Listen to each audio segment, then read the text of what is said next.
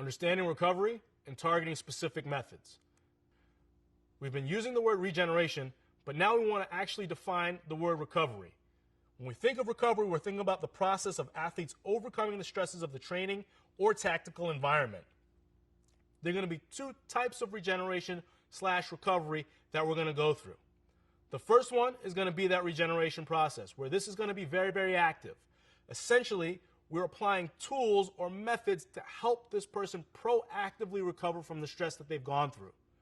The next piece is going to be rest, and this is passive in nature. When we use the word rest, it doesn't mean that we're actively applying something, but allowing the person to hopefully recover at a natural process. So when we think of rest, this is what we think of. Vacation time. Getting completely away from the environment that causes the most stress for you. So if you're going on vacation, leave the laptop home. Turn the phone off. If you actually want to recover from the stress of your particular environment, wherever it is you are, and you want to rest as your particular way of recovering, you have to unplug from the things that are going to cause the most stress. Sometimes you can't leave the kids at home. I get it. But what you want to do is hopefully find an area where you're going to have an opportunity, even in small increments, to unplug and get away. One of the key passive ways that we can recover is going to be sleep. This is a hot button topic. We understand that sleep is supremely important, but for some reason, we don't seem to be getting a whole lot of it. Again, with all of the stress that's taking place in our lives, it gets increasingly more difficult to get quality sleep in. But we can't stress enough how important sleep is, because when you sleep, you don't only recover physiologically, but you recover from a nervous system standpoint as well, psychologically. The first 4 hours of your sleep cycle that hopefully are started around the time of 10 p.m. at night are going to be focused on your body recovering from whatever it is you did that day.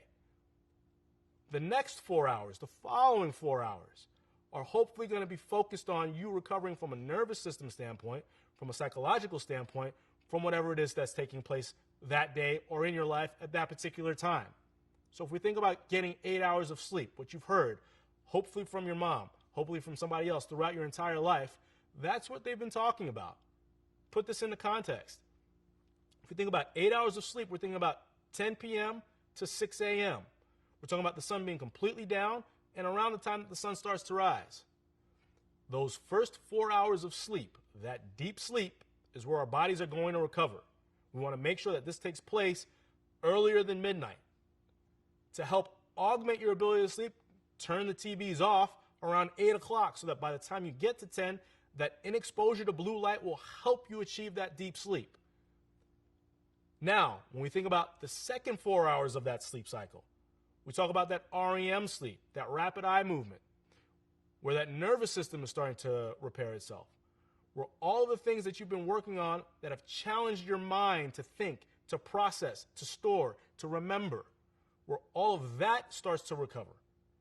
This sleep cycle, which we'll go into a lot more detail later on, is going to be supremely important, and creating effective sleep strategies for your clients, for your athletes, and for yourself are things that we want to make sure we're focusing on. Nutrition. We understand that nutrition is going to affect recovery, and people are going to utilize nutrition in a lot of different ways to help them achieve the goals that they're seeking out to get. We're looking at nutrition being our fuel source, meaning we're going to fuel ourselves during our training or during our competition, and then fuel our recovery post-training and post-competition. How we utilize specific foods to recover is going to be very important. What do the colors look like on your plate? Understanding that the colors of certain foods are going to have different impacts on different systems in the body. Purple foods are going to have different impacts than white foods. Orange foods are going to have different impacts than red foods. Coloring your plate and utilizing this information so that you recover it in the right way and the most effective way is going to be supremely important. Psychologically unloading. This can't be understated. Meditation has become something that is gaining a lot more focus because we want to be able to unload the mind. We understand that the mind is going to be the ultimate driver of everything that happens. Positive visualization, breathing techniques, things that you can utilize to reset your nervous system, to be able to get you to relax. These are going to be key things that you want to be able to focus on, and putting all of these things together hopefully will help you build a regeneration plan that helps your clients and your athletes recover in the ways that they need to. So now I'm speaking specifically to the body and what will be happening to the body. There are a couple of key things that we want to be able to focus on as recovery strategies. The first thing, massage. Massage is going to be extremely important for improving or maintaining tissue quality. The tissue extensibility and the way the tissue functions is going to be supremely important for your ability to continue to do work. A very simple way to think about this. I want you to think about your muscles as a mop. If I spilled water on the floor and I asked you to grab a mop, you grab the mop and you wipe up the water that was on the floor. If you then just took that mop and placed it in the corner and you left it there and came back a week later, the mop would probably be dry. But I'm also willing to bet that the texture of the mop would have probably degraded in some way. The quality of the mop would be worse. So first thing is, the body will recover if you leave it alone. We understand that. It wants to achieve homeostasis. So if you do nothing, bets are in some way, from a tissue standpoint, you will recover. The quality of that recovery is something that we can debate. Going back to it, think about your muscles as a mop. If I spilled water on the floor and you mop that water up and put that mop back in the corner, and then 10 minutes from now, I spilled water on the ground again and I asked you to grab that same mop and mop up that water, what kind of job would that mop do in terms of bringing up that water? Probably wouldn't work so well. What we understand is we have to be active in wringing out the mop, restoring it to a position where it can actually do the work that we're asking of it in order for it to be effective. This is the way we kind of look at massage in a very simple way. It is the active way of restoring the tissue quality, allowing it, by wringing it out, so to speak, to be able to handle work. And if it doesn't have to do any more work, it's in a better position to recover than if we had left it alone. There are a lot of ways that you can utilize massage.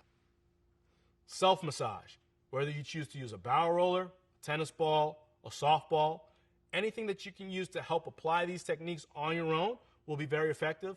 And then, of course, seeing a therapist. A massage therapist, a deep tissue therapist, somebody that is specialized in soft tissue that will know what exactly it is they need to do to help augment your recovery. Stretching. When we think about stretching, we think about using it in regen to help restore balance in the body. Understanding that training is going to help exacerbate certain asymmetries, we're then going to utilize stretching techniques within regen to help the body recover and restore that balance. One example of stretching, static stretching. Static stretching for a long period of time is one way that we may utilize stretching within a regeneration session. We also may do some type of AIS, or active isolated stretch, in a regen session. We also may do some type of dynamic stretch within a regen session if we feel like we want to involve a bit more movement. So if we think about this as a continuum, if we think about static stretching being completely passive, active isolated stretching being a bit more dynamic by including some movement, but not necessarily the movement that would be involved in a dynamic stretch, we see that we can utilize stretching as a way to help the body recover and restore balance. Hydrotherapy. Hydrotherapy, used as a science, is something that we're going to pay a lot of attention to. Cold plunging or doing some type of hot and cold contrast are going to be two main methods that we utilize, understanding that they're going to have a certain effect on the body. Cold plunging at 50 to 55 degrees Fahrenheit is going to help autonomic nervous system recovery. When we think about what effect it's going to have on the body, superficially it will help with inflammation. But from a deep tissue level, we understand that cold plunging may not necessarily have that kind of effect. But because it doesn't have that kind of effect doesn't mean it's not important, because again, the impact on the nervous system is supremely important, and we understand that cold plunging will do just that. Hot and cold contrasting. If we think about cold plunging being about 50 to 55 degrees Fahrenheit, then the contrast, the temperature of our hot tub, is around 100 to 110 degrees Fahrenheit. When we think about contrasting, we think about creating a superficial pumping effect where the vasodilation and the vasoconstriction of the veins will help with blood flow. So if we're thinking about increasing blood flow and helping with lymphatic draining, hot and cold contrasting is a very effective means and method of helping to augment that type of recovery. Active rest. We understand that there are going to be rest days. And in our particular program, we have Sundays as our rest days. We also have specific regeneration days, utilizing all of the tools that we talked about, plus some type of active rest. Active rest is going to be you participating in some type of activity that is not specific to the activity that causes you stress. So for example, if you're a football player and you're training with us, on our active rest day, we may have you play pool basketball, not necessarily on the court. So when we think about active rest, we think about still having you moving, engaging in something that is going to be interesting, getting your body to engage in something that is going to allow for some type of adaptation to take place, but it is not related to your sport. When we think about ESD and we get into energy system development in terms of the types of zones that we utilize, this would be considered to be yellow zone work or low intensity work, aerobic work, something where it's not going to induce too much stress, not going to be too impactful, but it's going to get you moving. Active rest is also very important, not just for the body, but for unloading the mind. So we definitely encourage some type of active rest. So in our training week, Wednesdays and Saturdays are our regen days. On Wednesdays, we'll have some type of active rest prescribed for our athletes. But on a Saturday, some of them may ask to either go for a bike ride or something else, and this is perfectly fine. Again, some type of activity that's not going to be related to their sport hopefully won't be too impactful in terms of what they're going to have to do in terms of hitting the ground, because again, we want to be able to unload them. Active rest days are going to be great for the mind as well, so make sure that you incorporate those in your program. Check for learning. Explain the difference between rest and regeneration. How do they work together?